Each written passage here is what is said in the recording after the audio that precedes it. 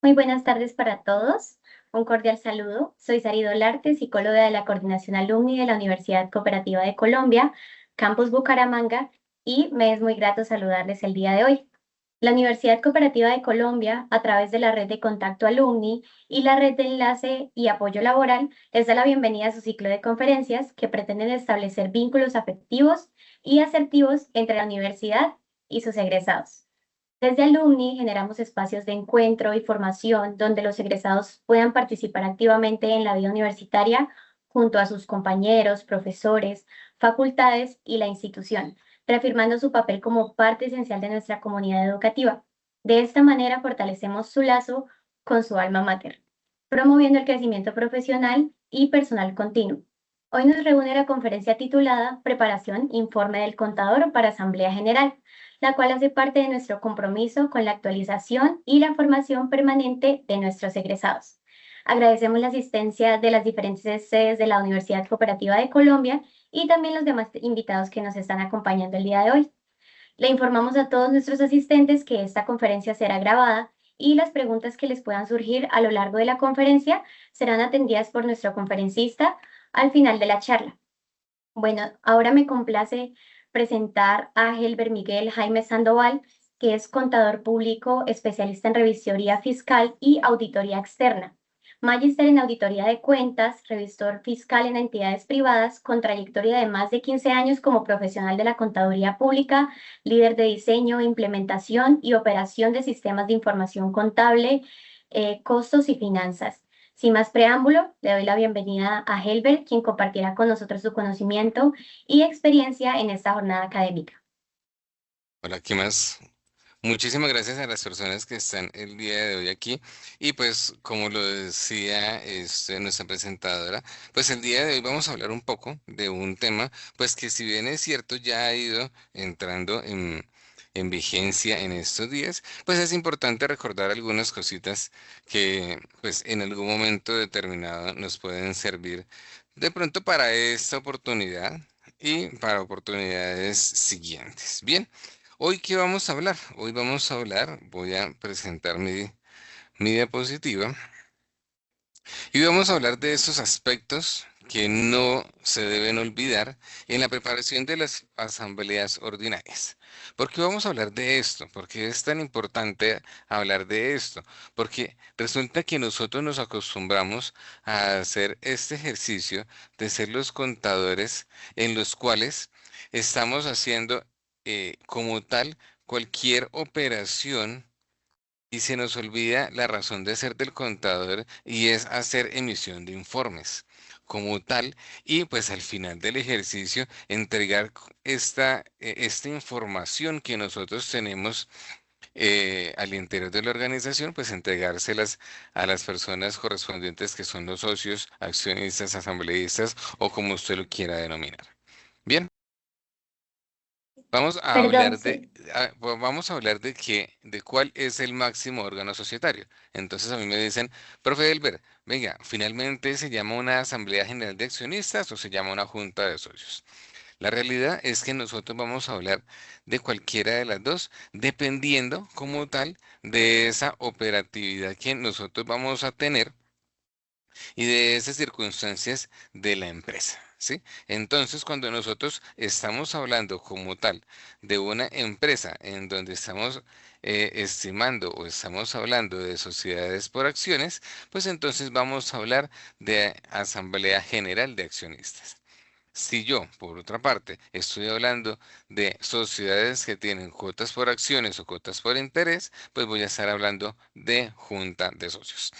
Sin importar este ejercicio, pues vamos a hablar que sea asamblea o sea junta de socios, lo que vamos a indicar es que va a denominarse el máximo órgano societario de la organización.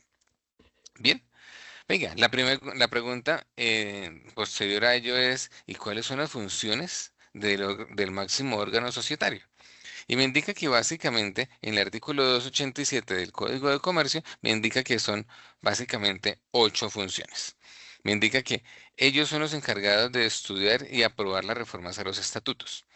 Una de las primeras cosas que usted tiene que hacer como contador no significa que usted sea la persona encargada de ello, pero es importante que usted lo haga y es que revise si los estatutos como tal, perdón, si los estatutos como tal en la actualidad, valga la redundancia también, en la actualidad estén actualizados. Al día de hoy están actualizados. La semana pasada tuvimos un inconveniente con un derecho de inspección en una asamblea justamente porque los estatutos nunca se han reformado y aún indican que el derecho de inspección debe ser en físico y debe ser en las instalaciones de la oficina principal de la sociedad. ¿Esto qué hace? Esto hace que se entorpezca en algún momento determinado algunas acciones de los socios y obviamente algunas acciones del administrador de la organización.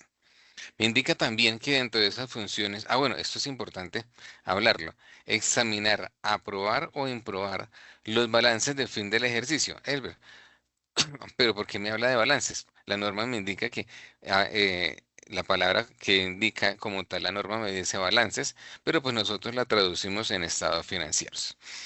Me indica que aprobar o improbar los balances del ejercicio y las cuentas que deban rendir los administradores, y esto es importante que nosotros lo sepamos. Cuando nosotros estamos haciendo las asambleas, no es de nuestra competencia, por favor. Es importante que ustedes lo sepan, que cuando nosotros estamos hablando de las asambleas, quien rinde el informe de gestión bajo ningún concepto puede ser el contador.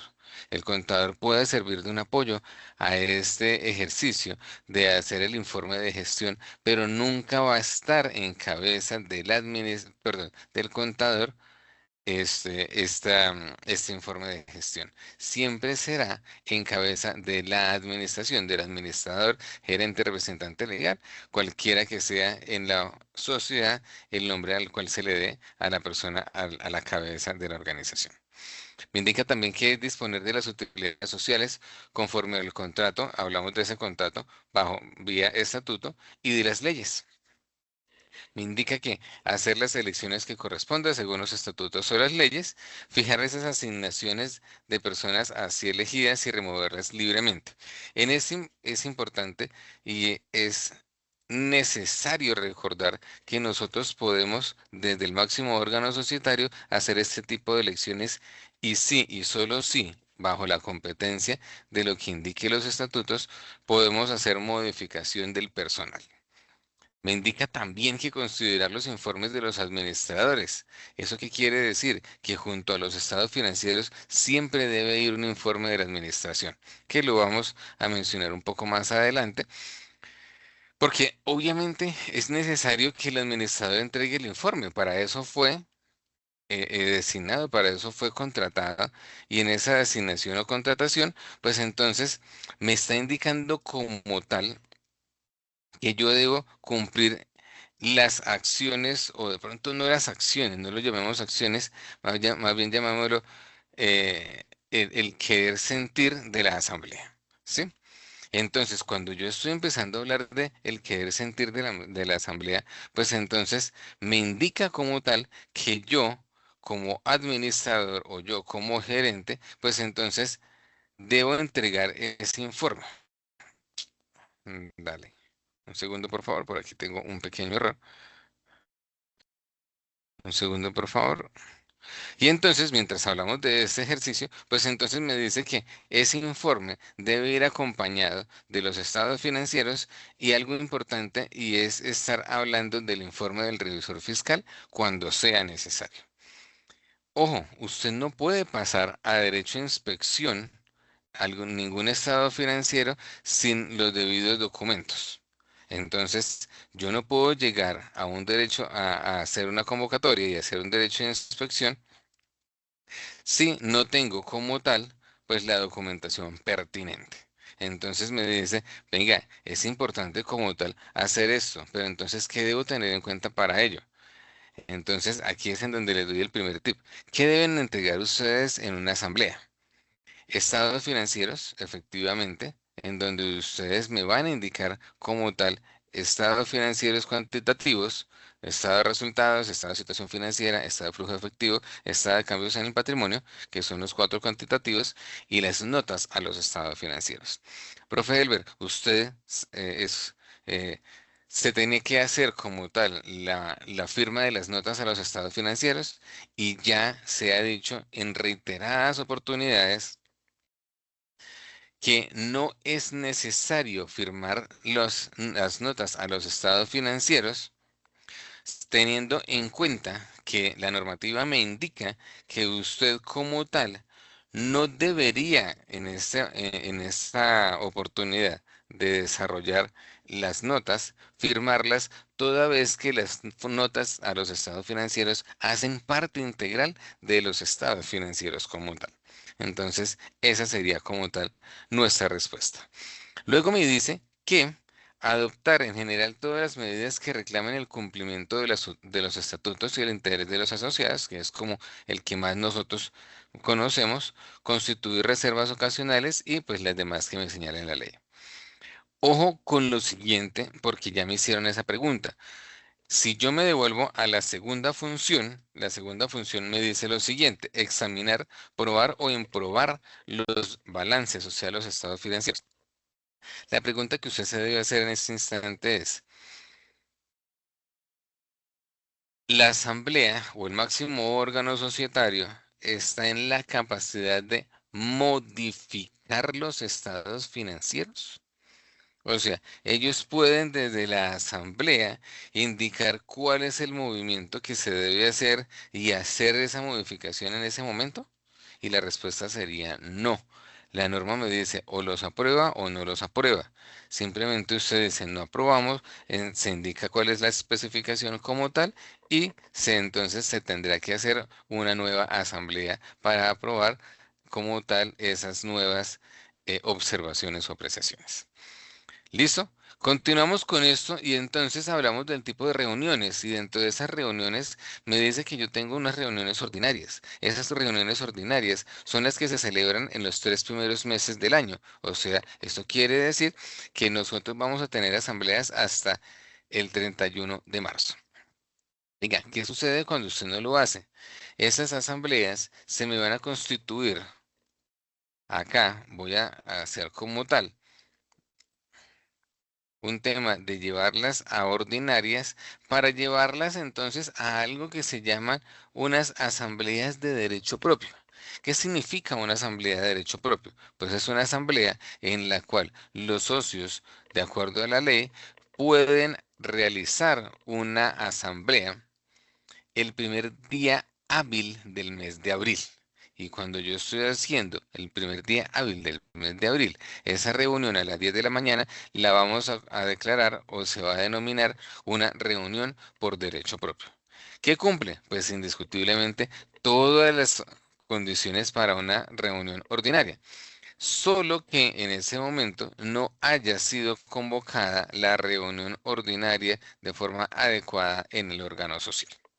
Listo, ya tenemos entonces estas ordinarias, ya tenemos estas de derecho propio y entonces vamos a un tema de unas extraordinarias.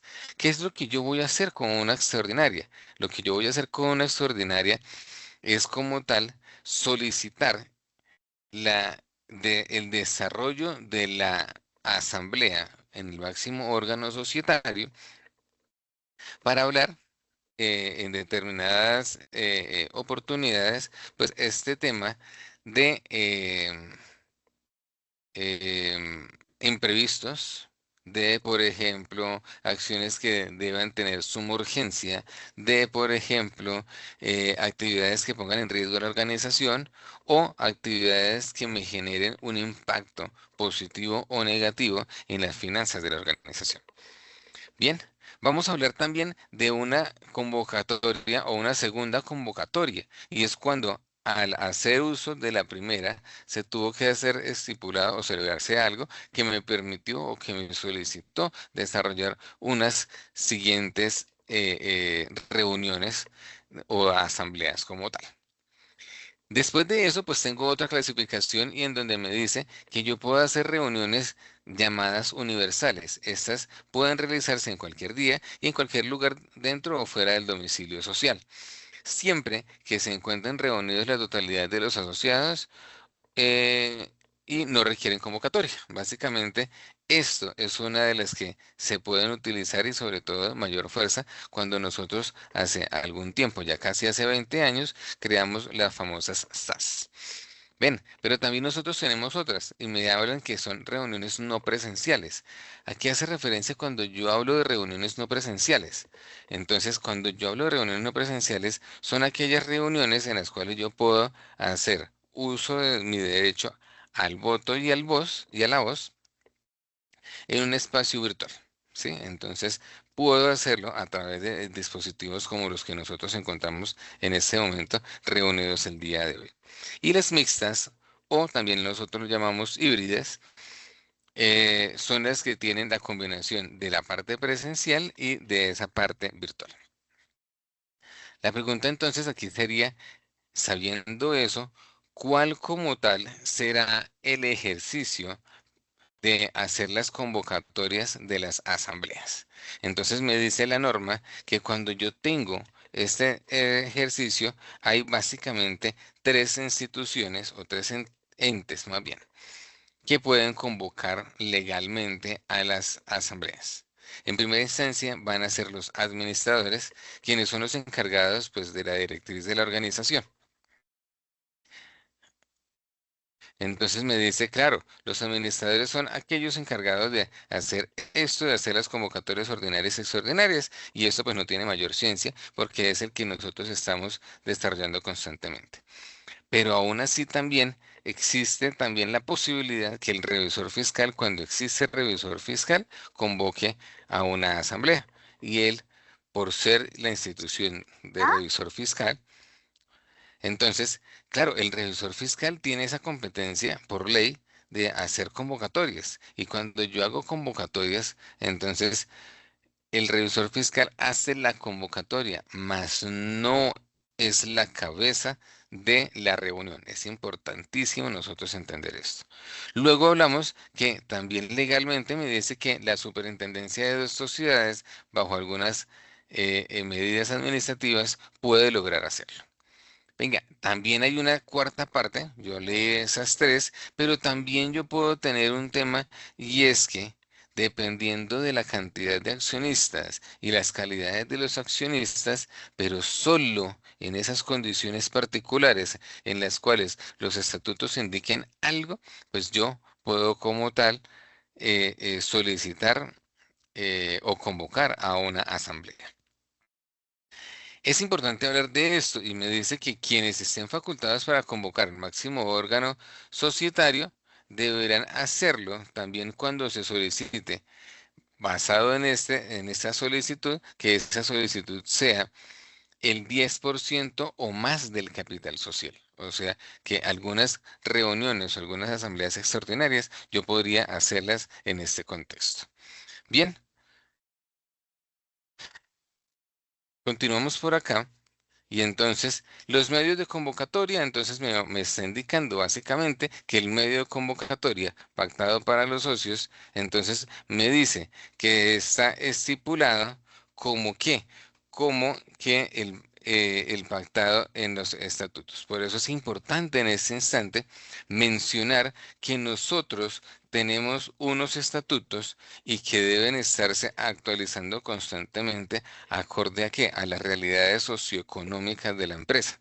Hoy día, indicar que las asambleas se están desarrollando de manera presencial en muchas oportunidades, pues lo único que se hace es atrasar como tal el tema de la gestión organizacional de la entidad y pues indiscutiblemente pues derechos de inspección, derechos de decisión y demás que nosotros podamos hacer revisión. En ese orden de ideas, entonces, me dice que si no se tiene estipulado en los estatutos, pues nos vamos a la norma y la norma me indique que pues nosotros estamos haciendo esta operación teniendo en cuenta que se debe presentar como tal la convocatoria en una publicación en un diario escrito de circulación amplia en el domicilio principal de la sociedad. ¿Vale? Cuando yo hablo entonces también de los términos de la convocatoria me está indicando que se debe hacer 15 días hábiles antes de la reunión ordinaria, sin contar como tal el día que se está desarrollando la convocatoria y el día que se está desarrollando como tal la, la asamblea, ¿sí? La reunión como tal. Entonces, importante esto porque pues son básicamente 17 días hábiles que si usted los va marcando para este año, usted si quería hacer como tal la reunión el 31 de marzo, más o menos el 6 de marzo tuvo que haber hecho la convocatoria. ¿Válida? Entonces, importante para que lo tengamos en cuenta. Usted como contador, pues no va a estar como tal pendiente del ejercicio de la convocatoria, pero sí va a estar pendiente de la información que se entrega en la convocatoria. Y esto, lo que ustedes están viendo en este momento en la pantalla, pues será lo que nosotros estamos haciendo en convocatoria. Listo. Entonces, cuando me habla del contenido de la convocatoria, me dice que básicamente yo voy a tener estas, pues si bien es cierto, pues cada organización es libre de hacer un contenido, pues básicamente ese es el contenido general de una convocatoria. Me dice el nombre de la sociedad, el órgano que la convoca, la fecha de la reunión que se está desarrollando, la hora de la reunión, la ciudad en la cual se está desarrollando la reunión principal, el tipo de reunión, si es presencial, si es híbrida, si es no presencial en su totalidad, en qué condiciones la reunión, el tipo de plataforma tecnológica, si se llegase a utilizar, y como tal, el orden del día que nosotros vayamos a desarrollar allí.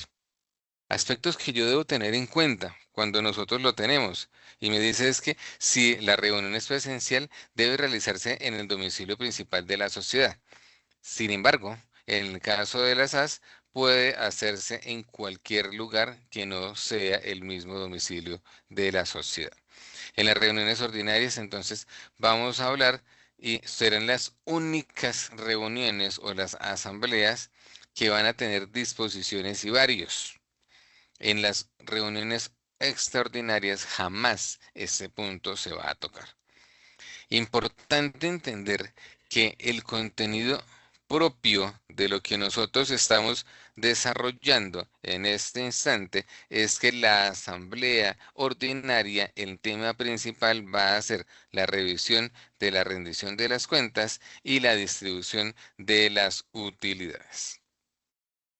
Listo. Este cronograma es importante, es un cronograma que yo desarrollé, es básicamente un cronograma en el cual yo estoy haciendo una disposición como tal eh, de pues todo esto que hemos estado hablando y es un cronograma que uno debería estar desarrollando todos los años.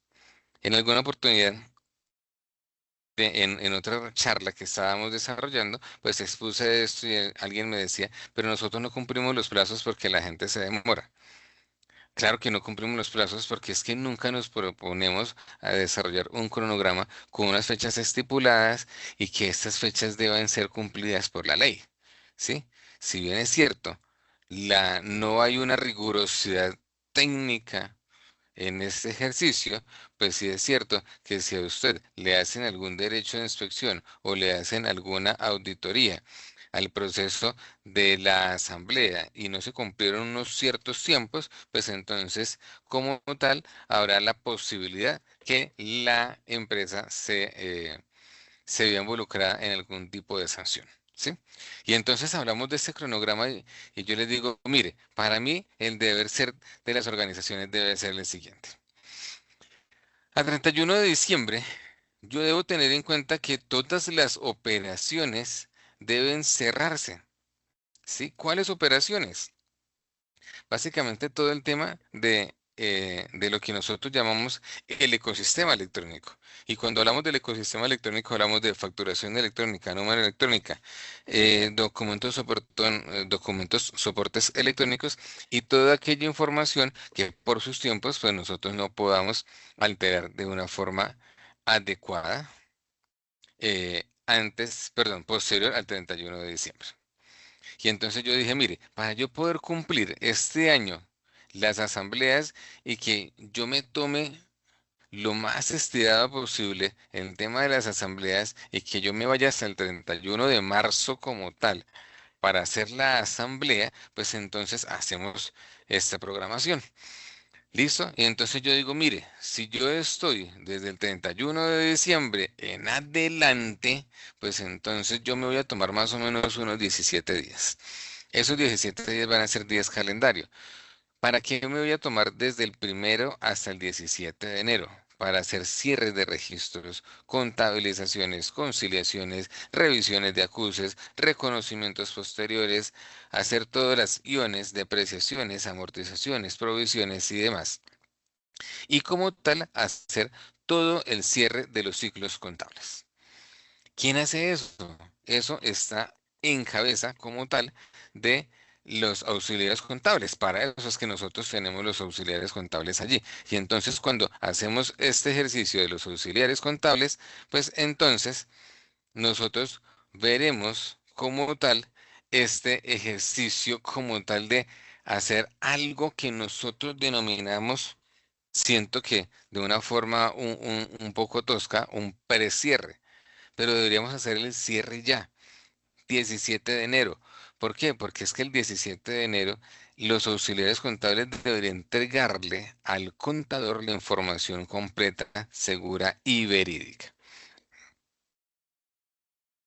Claro, yo llego entonces hasta este 17 de diciembre, perdón, 17 de enero, y yo dije, bueno, vamos a hacer este ejercicio e indicando que el contador pueda hacer o no pueda hacer como tal, cercano a la organización y pueda tomarse o no tomarse, o pueda hacer laboral o por prestación de servicios, pues entonces yo lo que voy a hacer en este instante es ejecutar como tal unas operaciones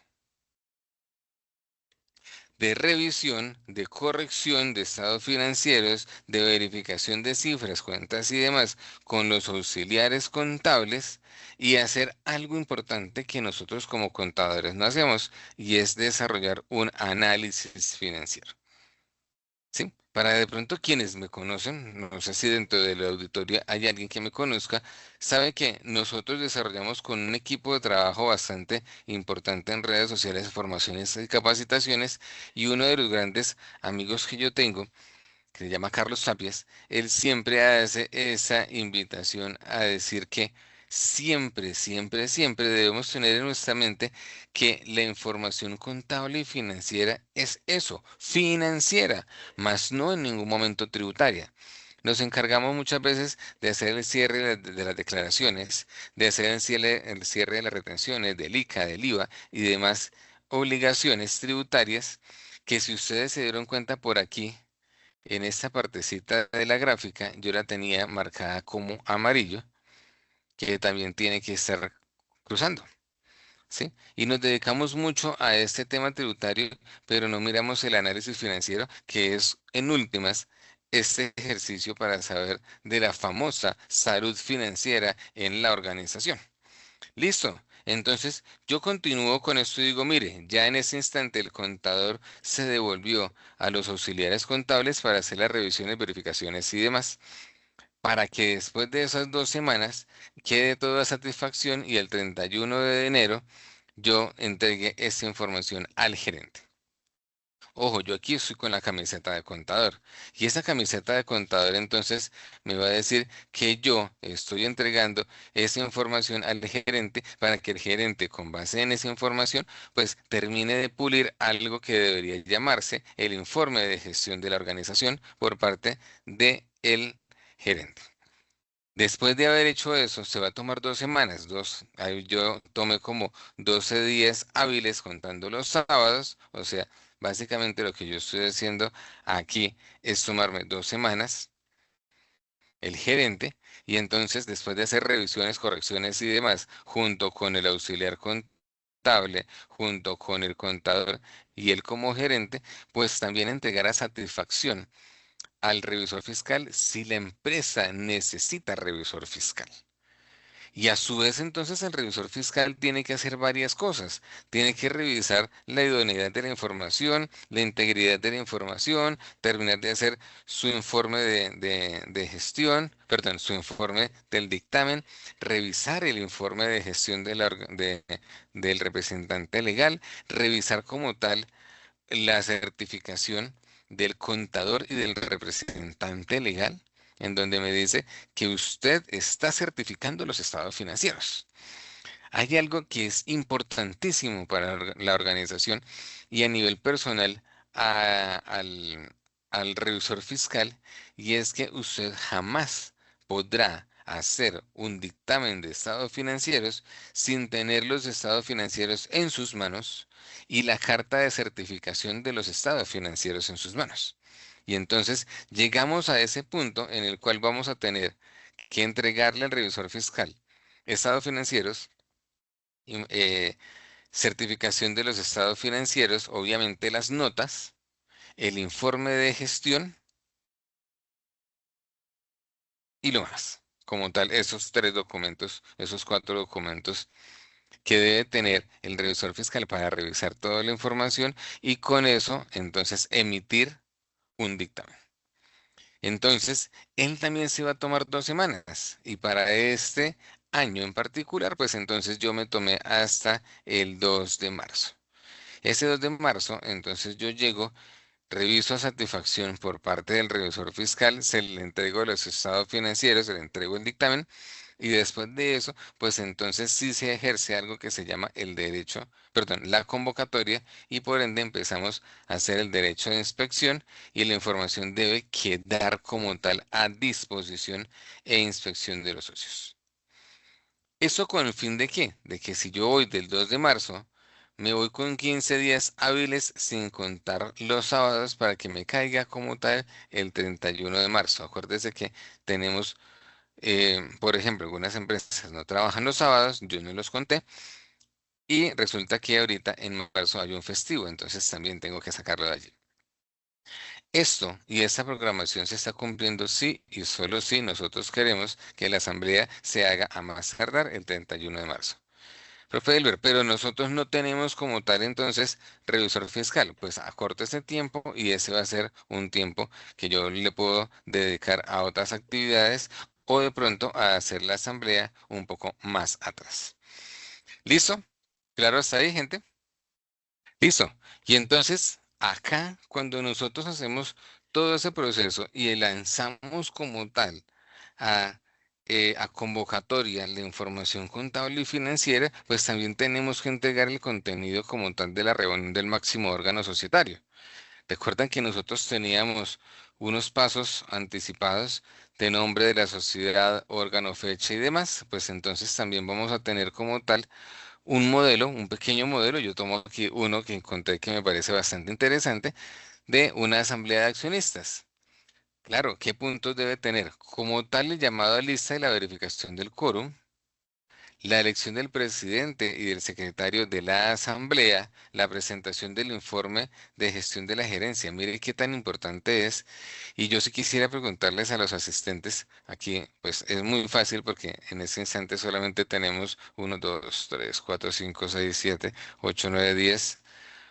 10 personas conectadas con nuestra presentadora, el suscrito presente aquí, somos 12 más, son dos más, entonces en total somos 12 de los que yo veo aquí en este instante.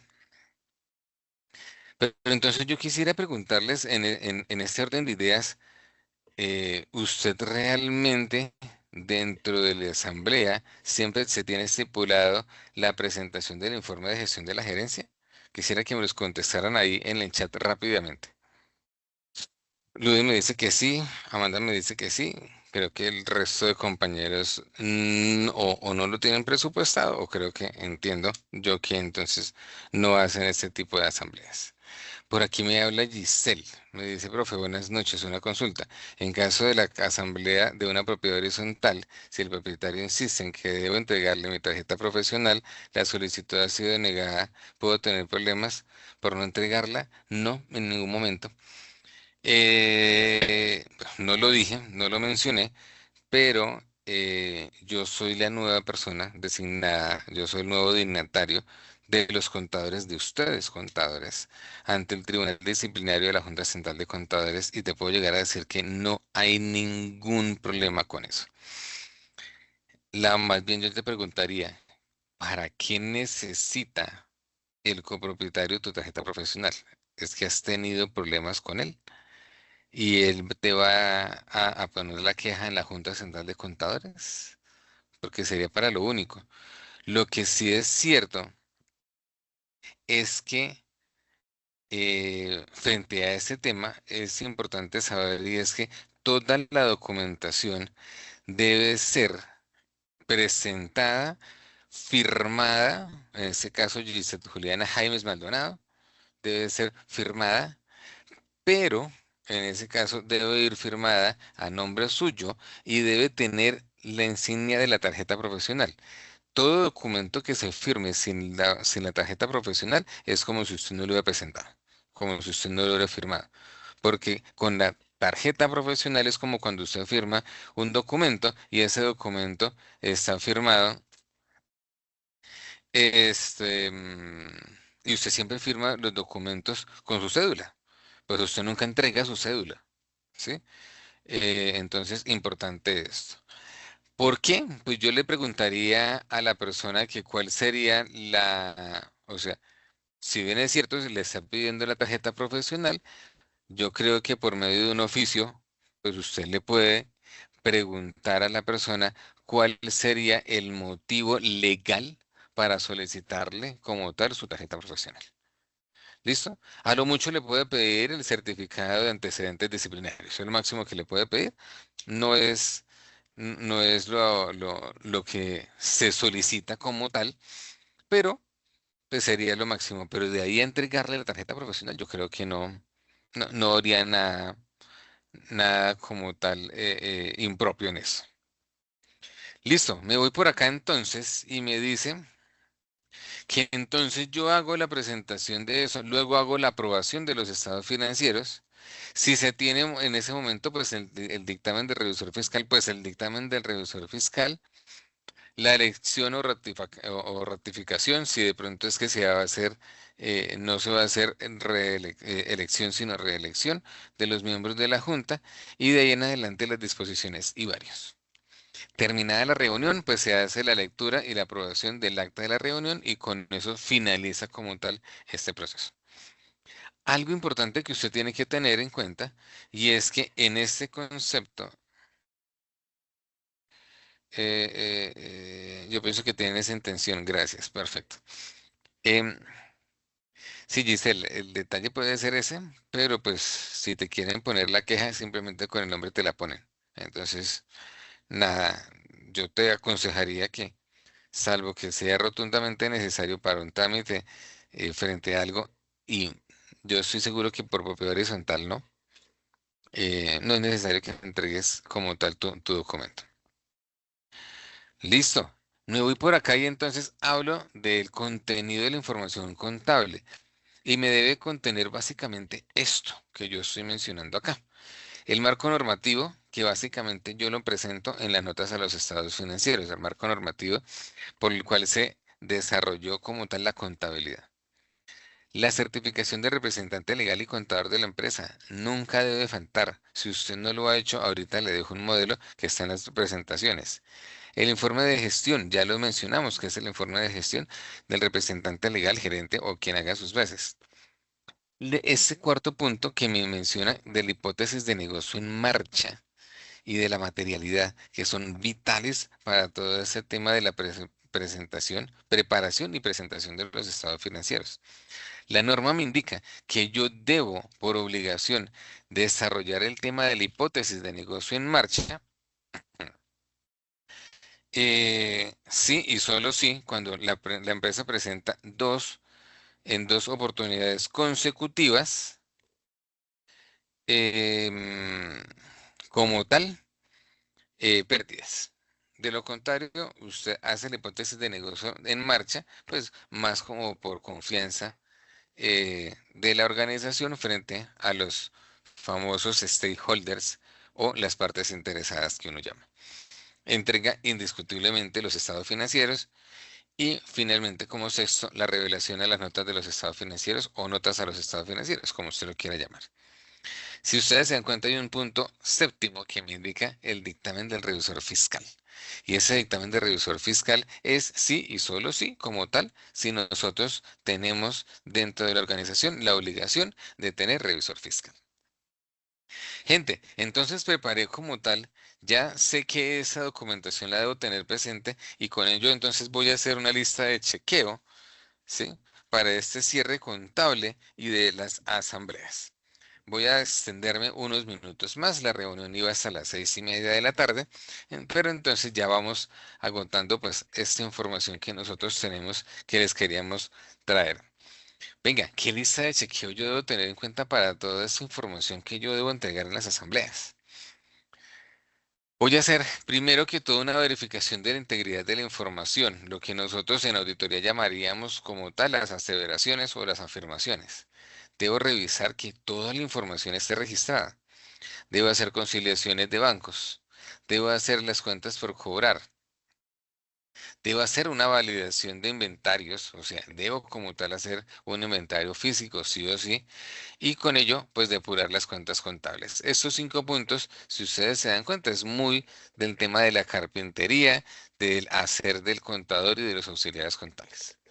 Revisar y desarrollar el tema de las provisiones, revisar el tema de las demandas y contingencias que puede llegar a tener la organización. Y este punto sexto, usted no lo puede desarrollar solo.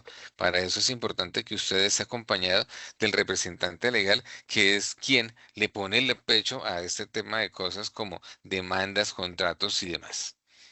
Se debe calcular las depreciaciones y las amortizaciones, desarrollar todo este tema de la causación y de los ingresos y gastos, de pronto algo que se nos haya quedado por allí para no infringir el principio de devengo. Revisar después de todo esto, o yo lo diría que antes, estar revisando si realmente nosotros, en la medida en que estamos revisando toda la información, estamos cumpliendo con las disposiciones financieras, o sea, bajo el tema de las NIF, entendiendo que usted debe saber, tener conocimiento claro si es grupo uno, si es grupo 2 o es grupo 3. Validar los impuestos y validar los impuestos no es mirar que están hechos y hacerles un chulito y que los pasen a revisión. Venga, tómese la tarea de hacerle una pequeña auditoría. Yo no soy auditor, yo soy contador, no importa, pero usted está velando por la integridad de los estados financieros. Usted está certificando estados financieros y a su vez, nosotros cuando estamos haciendo este tema de los estados financieros, estamos dando fe pública. Ah, pero es que eso lo hizo el auxiliar contable, y pues el auxiliar contable es de la empresa, no importa, pero usted es el garante de que la información contable como contador se presente adecuadamente. Hacer conciliaciones fiscales sí se aplica, desarrollar o revisar este tema de los soportes contables, hacer una pequeña auditoría, no sobra desarrollarla, confirmar saldos con terceros, que hace parte como de un tema de auditoría. Y hasta aquí, hacer como esa parte netamente organizacional, netamente operativa, vuelvo y repito. 14, pues hacer la elaboración de los estados financieros, básicamente los 4 estados financieros: estado de situación financiera, estado de resultados, estado de flujo de efectivo y cambios en el patrimonio, para luego elaborar en un 15.º punto, elaborar las notas a los estados financieros. Punto 16, acompañar. Y mire que yo nunca escribí que desarrollar. Acompañar la preparación del informe de gestión. Usted le puede dar datos para eso usted cuando hizo esta programación. Yo le dije a usted que se centrara en hacer las revisiones, pero también en hacer este análisis financiero. Usted le puede entregar indicadores de gestión desarrollados. Y entonces, cuando yo hago este tema, pues ahí hace parte de ese apoyo que usted le va a hacer a la organización, en específico al gerente, pues respecto al informe de gestión. Coordinar con el revisor fiscal, pues las fechas que les estaba mostrando y la entrega oportuna de la documentación para que él pueda desarrollar el dictamen. validar las cifras y las variaciones significativas que haya encontrado como tal el revisor fiscal y que a bien consideración pues sea importante y necesario desarrollarlo. Y llegamos a este punto de la preparación y la presentación de la asamblea. Si usted necesita hacer un informe, una gráfica, un dashboard, unas diapositivas en PowerPoint, lo que sea de las cifras importantes que usted quiera entregar. Y por último, entonces, de esas 20 cosas que usted debería hacer antes de la asamblea, pues verificar como tal ese cumplimiento legal, que ya lo habíamos hecho aquí en el punto 9 desde las NIF, pero también es importante ver, de revisar el cumplimiento legal de toda la infraestructura de las normativas que le pueden aplicar a esta organización.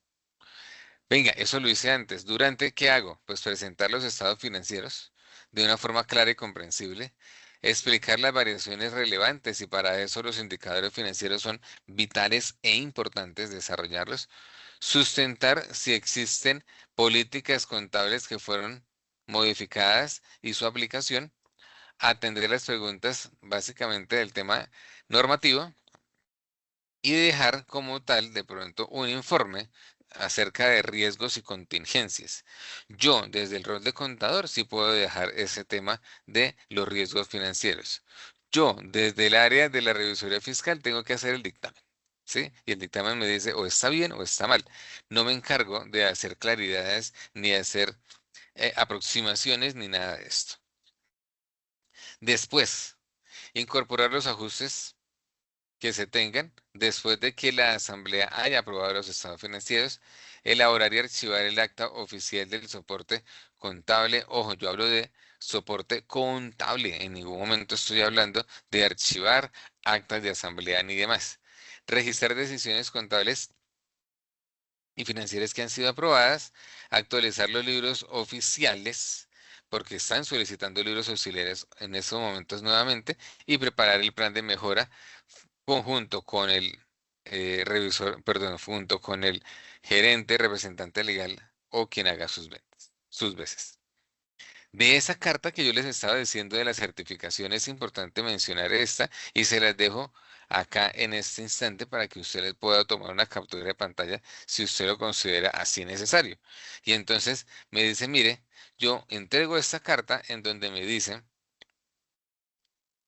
que la compañía en unos periodos está, perdón, que los suscritos representante legal y contador certifica que durante unos periodos, acuérdense que la contabilidad tiene que ser comparable, 23 y 24, 22 y 23, 21 y 23, tuvo las siguientes afirmaciones. Que todos los activos y los pasivos fueron incluidos en los estados financieros a corte 31 de diciembre. Que todos los hechos económicos fueron realizados en la empresa durante el periodo gravable y que están terminados a 31 de diciembre. Que los activos representan probables beneficios económicos y los pasivos representan probables sacrificios económicos, que todos los elementos han sido reconocidos por los valores apropiados, o sea, que han sido valorados a valor razonable, que todos los hechos económicos están clasificados, descritos y revelados en los estados financieros, y que por último, los estados financieros y otros informes relevantes para el público no contienen en ningún momento vicios. Yo a este documento le agrego dos más, que a la fecha el pago de la seguridad social se desarrolló o si no se desarrolló el de diciembre, pues entonces nosotros lo tenemos allí consignado y el tema que el contador está obligado y el representante legal de hablar de todo lo relacionado con derechos de autor y derechos de software, el uso de derechos de software. Para finalizar con esto, entonces, ojo con los informes. Yo a los informes financieros tengo que hacerles un tema de información o análisis comparativo. Tengo que empezar a hacer proyecciones como tal, análisis de la información como tal. Y si yo me voy un poco más a profundidad, pues entonces nosotros estamos haciendo este tema de informes de prácticas empresariales, sostenibilidad, que este tema es la gente dice que este tema es el tema de moda, para mí no lo es, porque yo empecé a hablar de sostenibilidad en el año 2011. Entonces, no es un tema, eh, en este momento, no es un tema como tal de moda, sino que es un tema que hasta en este instante le dieron como tal la relevancia adecuada. Por último, cinco aspectos que usted debe tener en cuenta. Primero, verifique como tal si la convocatoria se dio, si la disposición de los estados financieros estaban adecuados y si en algún momento se hizo el derecho de inspección con los socios. Se debe establecer la legalidad del quórum, ya sea porque sea un quórum individual o porque sea un quórum de delegados. Velar por las decisiones de la Asamblea y la suspensión por deliberación cuando se solicite con más del 50% de los socios. Esto es importante para usted como contador. ¿Por qué? Porque si se suspende la reunión, muy seguramente tiene que estar afectado algún rubro del estado financiero y se debe ir a revisión.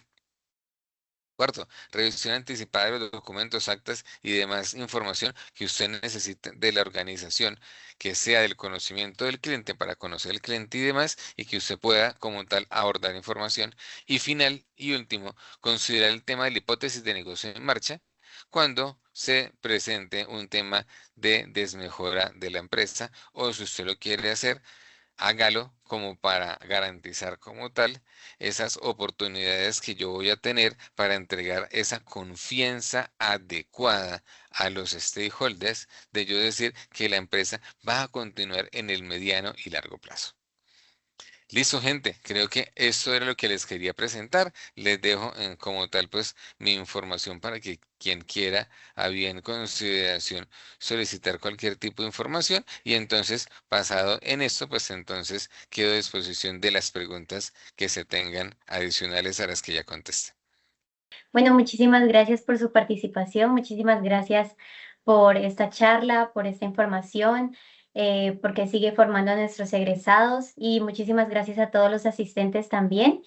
Les voy a enviar el link de asistencia para que puedan llenarlo, por favor, no se les olvide y muchísimas gracias a todos por participar.